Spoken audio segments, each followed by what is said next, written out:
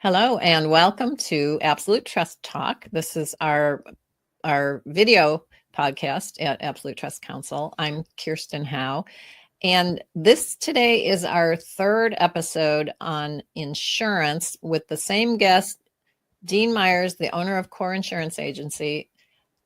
Dean's agency is independently owned commercial insurance brokerage firm. If you listen to our last two episodes, you know that he has a particular specialty in errors and omissions policies for professionals, certain categories of professionals. What we're going to talk about today, though, honestly, is the thing that I've been most looking forward to talking with Dean about, and that's cyber insurance, because I think there's got to be some really great stories in there. So I saved the best for last. Hopefully you all agree.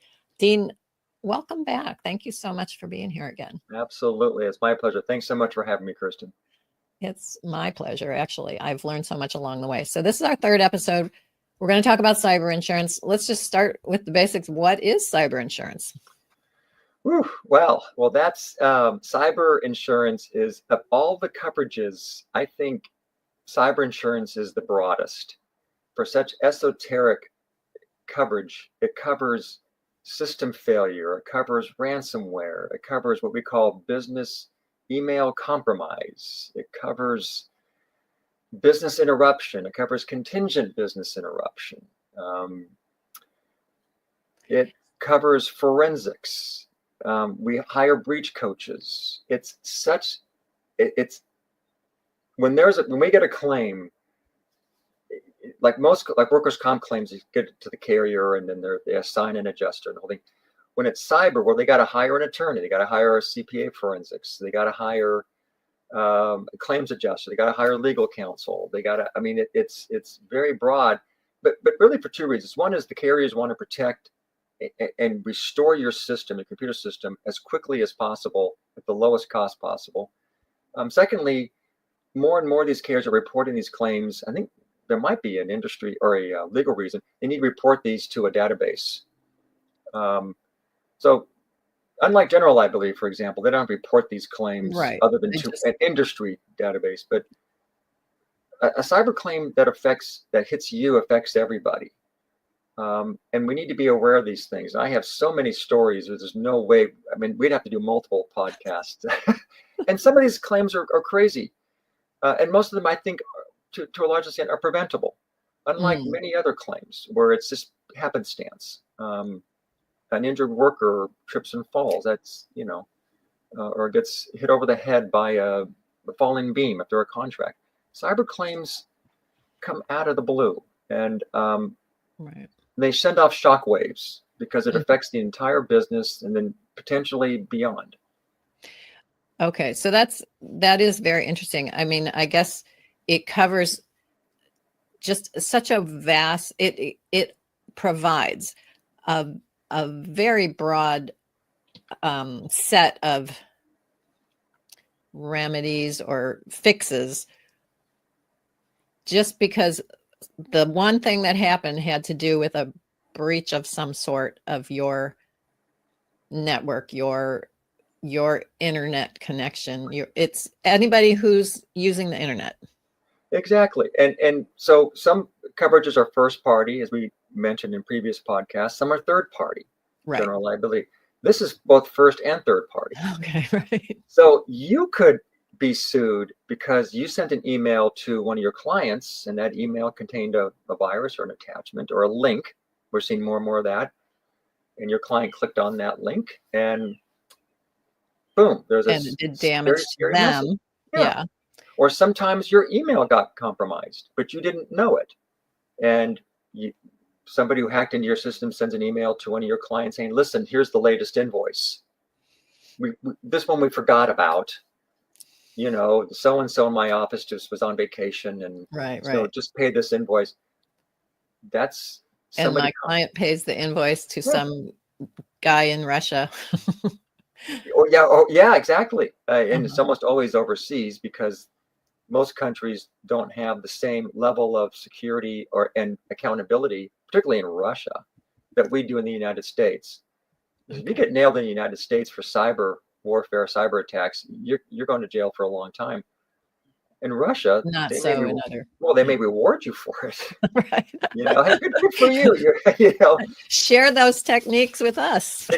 Pretty much, yeah. I mean, not to be picking on Russia, but it could be anywhere. It could be right.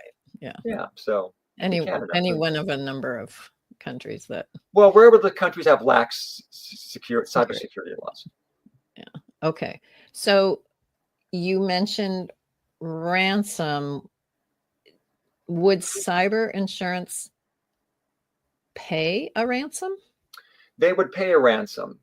They'll advise the carrier if it's the right thing to do. What's that? If it's the appropriate thing to do? Well, sometimes in a knee-jerk way, I had a claim recently with an accounting firm that just paid the ransom as $55,000. Uh-huh. And then they went back to the carrier and saying that we just paid this ransom. It's $1,000 deductible. So the deductibles are really low. So can you write us a check $54,000? The carrier said, no, we didn't authorize that. Right. We wanted to do our own forensics. But for two reasons. One is we got to make sure the claim's legit. Sure. Because there's $40 billion annually in fraud in the insurance industry. Not the carriers are committing the fraud. It's false claims or claims that are being inflated. So they need to do their investigative work. Yeah, yeah. Is it a legitimate claim? It doesn't, and that goes beyond cyber. The second thing is, we want to protect your system. We want to know the source. Now, ransomware more and more it's more based on this accounting firm. 2 days before tax returns, April 13th, one of their CPAs was so tired and busy that they clicked on the link they shouldn't have clicked on and shared their login information and password. Now, most of us are thinking, that's crazy. Who would do that? You'd be surprised. Yeah, it happens. If you're tired, you're busy, you're in the middle of things, it came from a legitimate source. It came from one of the partners, but the partner's name had an extra E in it where it shouldn't have. Like Myers is M-Y-E-R-S. It could have been M-E-Y-E-R-S. Something so subtle as to escape the attention of a highly trained CPA. And they're sharp people. I insure them for their E&O. They're really good. But it happens. They're human, as you said previously. Yeah. Well, the gig's up. But if you start paying those ransomware, 50-50, you're going to get your system back. So how do you trust the person who committed this crime against you, then all of a sudden, well... Oh, yeah, we'll give it back. yeah, we'll be nice people. Well, some of these ransomware affiliations have their own 800 customer service numbers. Hey, we'll set you up on Coinbase. We've got your back. We're going to help you through this process. It's like, wow. And it's from what I've heard, it's pretty solid customer service. But okay. But the insurance company needs to investigate all of that and make sure it's legitimate. Make sure you're actually going to get your system back if you pay the ransom. Exactly. And they're not going to keep after you. Well, that's a brilliant point, because that's what happens. You got a bullseye in your back now. Yeah. Yep. So I mean, that's what extortionists do. They get you to pay once, and now they know I got a sucker. Right. Keep coming back. Yeah. They'll click on my links and they'll pay immediately. So so it might make sense not pay the ransom and figure out another way to get your system back. Well, in most cases, yes. Because when you think about $55,000, I know most people think, oh, they're going to ask for millions. They're not going to do that. No, because they want to get paid. Right. They want to get paid. Yeah. And most cyber policies only have $1 million limit. You can get more. But I think the thinking for what we're seeing, the trend is they're going after smaller and smaller businesses. They don't have the robust protection, the endpoint detection and response. Right. Do you have a software? I've seen claims where we have these time bombs where if an employee's name is removed from the database, it'll trigger a virus within that system. So if an employee gets fired, they've got a backup plan. They're going to hold their former employer hostage. Yeah, if their name is removed from the database. So it's just sitting there. Well, most small businesses wouldn't have the software to know if there's a stranger roaming around in your Yeah, or a virus in this case roaming around in your system until it's too late. It's already released. Yeah. It's already released. Exactly. That's fascinating. You just create your own severance package. That's a great way to put it. Oh my goodness. But it happens. Yeah. Well, I'm sorry, go ahead. No, go ahead. Go ahead. Well, I have a son-in-law who's in IT. I mean, he could do all these things. I won't say where he works, but but that's not that difficult a thing to do. Is the thing. If you have access to the system. Yeah, especially if you're a coder or that's what you do for a living. Exactly, right. It's not hard, and there are millions and millions of those employees. Is it? So you mentioned that it's really not that expensive to buy cyber insurance, but is it hard to qualify? Do you have to prove things to the insurance company, like we have all these securities in place? How does that work? Yeah, you do. But there are things you should have in the first place, like multi-factor authentication. You should have more than one password or method, a key, or getting an extra layer of protection. So multi-factor MFA, we call it multi-factor authentication. That is an absolute requirement.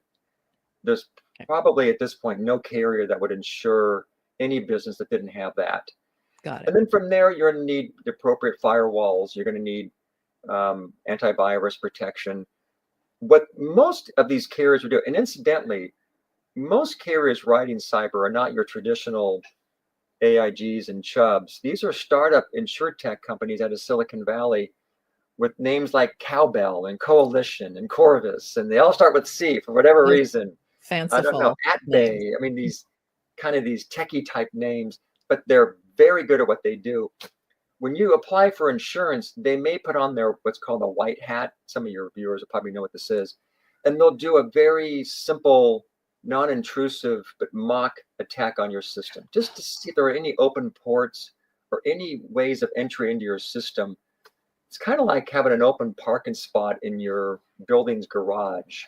You can't get out of your car unless there's an open parking spot. Once there are open parking spots there, then you can get out of your car and roam into the building. So that's what they're looking for. Now, they're not going to attack you with a virus or anything like that. So they'll run a test. It's a free charge as part of the application process. They show those results with the client, with the law firm in your case, but it's also part of the underwriting profile as well. And they may come back and say, listen, we can insure you, but it's going to cost you $8,000. But if you fix these things, it'll cost you $3,000. Okay. So it's not just an eligibility; it's also a cost mechanism as well. Got it. Okay. So, so that's once you get your multi-factor authentication in place, which you said is absolutely going to be required no matter what, you could just start the process, and they're going to help you figure out what else you should have. Exactly. And they do it, and again, it serves them as well. Sure. Now, I think the requirement's going to be at some point that you're going to have an IT person. The accounting firm that I alluded to earlier, and I've seen this with law firms as well, they have somebody on staff. It could be a legal secretary, or it could be a bookkeeper if it's an accounting firm. I have a degree in computer science, but you don't want me as your IT person just because I have a degree in computer science.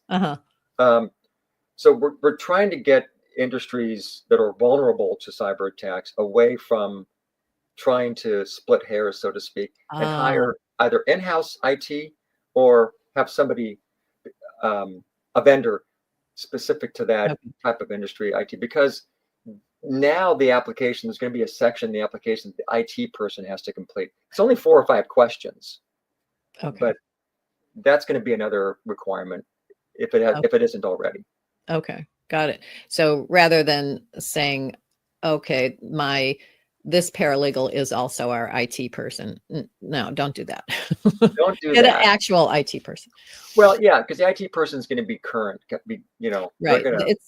They got to be like, this is seriously my job, and I have to do it. Exactly. And some of the claims I've seen are self-inflicted. I had a claim recently where a woman was a firm manager of a large law firm in the Bay Area, and she was on LinkedIn one night and she saw her job was being advertised. Like, we have an opening at this law firm for a manager. It was her law, but she got mad. So she hacked in with her brother-in-law, who was an IT person, and destroyed files, and because she was mad at the law firm. So she comes in Monday morning, and there's havoc in the law firm. Managing partner says, we think you were behind this. And she said, well, yeah, you're going to fire me. And we're going to fire you. We're going to promote you. Oh, no. Surprise. But now you're fired. Now you're fired. Oh, my gosh. So at least it wasn't a virus. We were able to get the files. You could unwind it. Yeah. Yeah. But it was disruptive. But wow, no IT person could have prevented that. I mean, they probably could have, but to the extent of. I guess. I mean, if your own employees are going to sabotage you, that's got to be hard to protect against. Right. There are some things that are just well, and we're going to get into deepfakes. So there's going to be a whole new slew of claims where you call and verify. Like, one of the claims we see are funds fraud transfers. Yeah. Where your client says, oh, transfer, we got a new bank. Well, then you call and verify. And a lot of law firms don't do that. And you hear the person's voice, and it sounds like your client's voice. Person you think it should be, yeah. Yeah, and then you ask a question. Hey, Dean, how was your vacation in Hawaii? And I say, oh, it was great, Kirsten. It was wonderful. Well, I didn't vacation in Hawaii. I vacationed in San Diego. Right. So you're going to have these trip questions that only you would know the answer to that aren't public information. So there are ways you can deal with the call verification. Mm-hmm. I'm sure some people are thinking that's easy to get around as well. Not if you have personal knowledge of your clients, Yeah. Oh, deepfakes. Oh gosh. It's coming. Artificial intelligence. Although artificial intelligence could work in our favor as well to preventing at least the claims process. So there are counterbalances to everything in insurance, and we think this one's going to work in our favor. So. Okay. All right. Yeah. Excellent. Thank you so much for sharing what you know about cyber insurance, about all of it, the E&O, the general liability. Thank you so much. This has been such an informative series, and I think really important for people to know and understand, and at least have a jumping off point. So yeah, I hope so. It's been my pleasure. Yeah. Thank you so much, Kirsten. You are welcome. And thank you all for watching and listening. I hope that you learned even 1/10 as much as I did and enjoyed yourself along the way. We look forward to connecting with you next time. Thank you for joining us today for another episode of Absolute Trust Talk Live. If you enjoyed listening in, then don't forget to subscribe. You can find us on Apple Podcasts or wherever you may listen by searching Absolute Trust Talk. While you're there, we would also love for you to leave us a review. And then why not share your favorite episodes with family, friends, or colleagues too? You can find all of our shows and corresponding show notes by visiting absolutetrustcouncil.com. You'll also find a variety of other free resources, including our ebooks, videos, blogs, presentations, and more. If you need help with your estate planning or administration, we also offer a free discovery call to help get the process started. You can find more information on booking your session by visiting absolutetrustcouncil.com/scheduling. Don't forget to keep an eye out for our next live episode. If you join us for the broadcast, you can submit questions during the show. But if not, don't worry. You can always get in touch with us by sending a quick message to info@absolutetrustcouncil.com. Thanks again for listening. We'll see you soon.